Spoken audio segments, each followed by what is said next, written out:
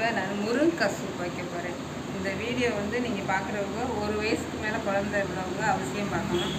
குழந்தைக்காக தான் இந்த சூப் வைக்க போகிறேன். முருங்கைக்காய், வெண்டைக்காய் இப்படி சூப் வச்சு கொடுத்தோம்னா குழந்தைகளுக்கு சாதத்தில் ஊற்றினோம்னா கொஞ்சம் ஹெல்த்தியாக இருக்கும். அதுக்காக தான் இதை வைக்கிறேன். இதை பாருங்கள், இதை எப்படி வைக்கிறதுன்னு நான் உங்களுக்கு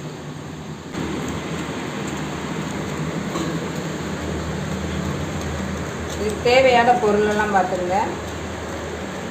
சோம்பு, பட்டை, பிரியாணி இலை, 2 ஏலக்காய், 2 கிராம்பு, கொஞ்சம் அன்னாச்சி பூ, வாசனை பொருட்கள், இது கொஞ்சம் போல் பூண்டு, இது பெரிய வெங்காயம் போட்டுக்கலாம், சின்ன வெங்காயம் போட்டுக்கலாம், வெங்காயம், தக்காளி, கருவேப்பிலை, மஞ்சப்பொடி, காயப்பொடி, மிளகு, சீரகம், சோம்பு 3ஐயும் பவுட்ரு பண்ணி வச்சுருக்கேன். டெய்லி யூஸ் பண்ணுறதுனால அரைச்சும் போட்டாலும் டேஸ்ட்டாக இருக்கும். நம்ம டெய்லி யூஸ் பண்ணால் அப்பப்போ அரைக்க முடியாதுன்னு பவுட்ரு பண்ணி வச்சுருக்கேன். இதில் ஒரு 1/2 டீஸ்பூன் மஞ்சப்பொடி, 1/4 டீஸ்பூன் முருங்கைக்காய், குட்டியாக 2 முருங்கைக்காய், ஒரு முருங்கைக்காய் 2 முருங்கைக்காய் போட்டால் போதும். சூப்பராக இருக்கும். சட்டி எண்ணெய் காஞ்சிச்சு.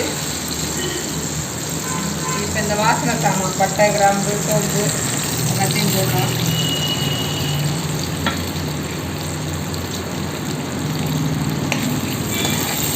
லைட்டாக பொரிஞ்சோம்னா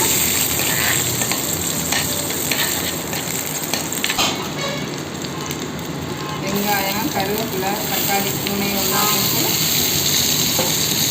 வதக்கலாம். முருங்கைக்காயும் அதிலே போட்டுக்குவோம்.